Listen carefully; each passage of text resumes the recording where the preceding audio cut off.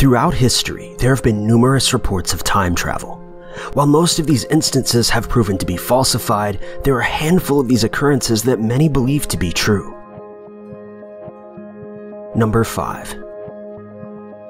Victor Goddard was a well-known pilot who was in the process of taking flight to Edinburgh. Just before he left ground, he had made the decision to land halfway there, at an old military airfield known as Drem. The flight was fairly typical and followed routines as planned.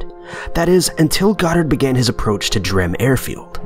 As he looked down, he noticed that the airport of Drem looked as though it had been abandoned for years. The runways had been overtaken by grass and weeds, and as he drew closer, he could see that cattle were actually wandering around the base. Obviously, there's no possible way that Goddard could land here, so he pressed on and simply continued his journey to Edinburgh. He eventually made it there without harm. He carried out his business and planned to return home. Though on his flight, he encountered some rather extreme weather. While Goddard was considered to be an excellent pilot, he recalled that this particular storm was exceptionally difficult to maneuver, and actually came close to crashing multiple times. He stated that he had become stuck inside of a large cloud for what seemed like ages, though as he finally broke through it, he saw an extremely bright light. He then noted that Drem Air Base seemed, once again, quite odd. He recalled the runways being completely cleared of any debris, and that aircraft were now parked on them. He then made note of 3 airplanes in particular that he couldn't identify, planes that he says didn't seem to be from present day. He then thought it was extremely odd that all of these planes had been painted yellow. They bore the correct RAF logo, but he had never seen planes of this color before. He then noticed the pilots wandering around the base, whose clothes and work attire didn't seem to be from present day either. They were wearing blue RAF uniforms that Goddard had never seen before. It was at this point that Goddard realized that no one in this base was aware of his presence, even though he was flying extremely low. He then began to make his way back up just as he noticed the storm had reappeared. He had no time to avoid it, so he just flew directly into it, though this time it was much less severe. Goddard eventually arrived back home without any further incident. He reported this strange occurrence to officials, and his experience remains on file to this day. But here's where this story gets odd. It turns out the yellow planes that Goddard saw were in fact military planes, though they weren't placed into production until 1937, 2 years after Goddard's encounter. Furthermore, the base was eventually closed in 1946, and today the surrounding areas are home to a cattle farm. Number 4.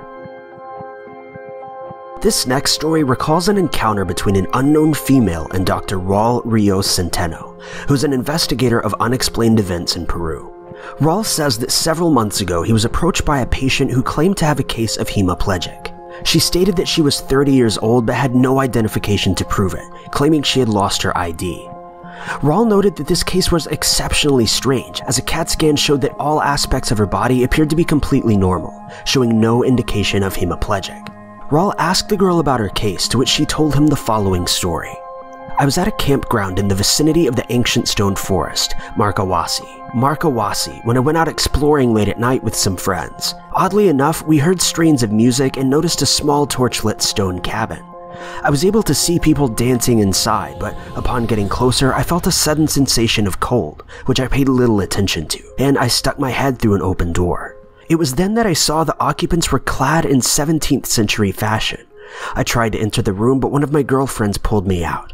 The patient then stated that as she was pulled out, she felt as though her body had become halfway paralyzed, though no medical investigations showed any signs of trauma or paralysis. Apparently, this type of incident isn't entirely unheard of in the Markawasi area.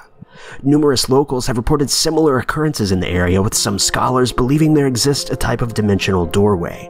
One of the questions that Raul proposed is what would have happened to her if she had actually walked through the cabin's entryway. In Raul's medical report on the patient, he stated that he ran a follow-up, more thorough EEG scan on the patient, this time yielding slightly different results. While there were still no signs of trauma or brain or blood vessel damage, he did note that there was a small area of tissue that did, in fact, show signs of being previously paralyzed. The strange thing is, it looked as though this was caused by the lack of electric current transmission to those areas. This finding has led many to believe that the supposed dimensional doorway emits some sort of energy that can affect the nervous system and change the way our nerve impulses are contained, which could have likely led to the cold sensation that the patient recalled feeling just before approaching the cabin. To this day, no medical or scientific explanation has been made regarding this encounter, or the countless others that have taken place in the surrounding areas. Number 3. The following story was published in 1969 by two men by the names of LC and Charlie. The two had apparently just opened up a small business in the Louisiana town of Abbeville. While discussing their work, they began driving north on Highway 167, headed toward Lafayette, which was about 15 miles or so away. The trip took place around 1:30 in the afternoon on October 20th, 1969. The two described the trip as being a, quote, picture-perfect day in terms of weather. The highway on which they were traveling had been almost completely traffic-free. That is, until they spotted an old turtleback-style vehicle driving up ahead very slowly. As they closed the distance between themselves and the car, they noticed it was a 1940s-era car, which was confirmed by the date stamp on the license plate, reading 1940. As they sped up to pass the car, LC noticed that the driver was a woman, wearing an authentic-style 1940s dress, hat, and accessories. A small child was in the seat next to her wearing a similar outfit. As they drove up alongside the car, they noted the woman's expression quickly turned to fear and panic as she noticed the two men. Responding to this, LC called out to the woman, asking if she needed help. She responded yes, and he motioned for her to pull over. As they pulled over to the shoulder, LC got out of the vehicle and walked towards the direction of the woman's car. Though as he turned around, he realized that there was no sign of her. It was then that another vehicle, which was apparently traveling behind the two, pulled over as well. The driver of the car frantically approached LC and asked what happened to the older car, confirming all of LC's descriptions of the vehicle and its occupants. The third man insisted that the event be reported to police, though LC and Charlie refused to do so, claiming that it would be useless. To this day, the mystery has never been explained. Number 2. On an evening in 1972, 4 students from Southern Utah University were driving back home to their dorm rooms in Cedar City after spending much of the day in Nevada. It was around 10 p.m. and the female passengers were anxious to get back to their dorms before curfew. The group had been traveling along Highway 56, which had the reputation for being what many would call haunted. After taking a fork in the road that headed north, the group was shocked when, seemingly out of nowhere, the asphalt road turned to white cement and ended abruptly at a cliff's edge. They then decided to turn around and head back, but noticed the landscape surrounding them had drastically changed, noting red canyon walls and grain fields that had never been seen before. Believing that they had become completely lost, the group then approached a roadhouse just a ways down the road. They pulled into the parking lot and looked around, their gazes landing on 3 humanoid figures. The girls in the vehicle then screamed and pleaded for the driver to get out of there. They then claimed to have been pursued by the 3 creatures on dome-shaped 3-wheeled vehicles, but ultimately found their way back onto a familiar road, losing track of them.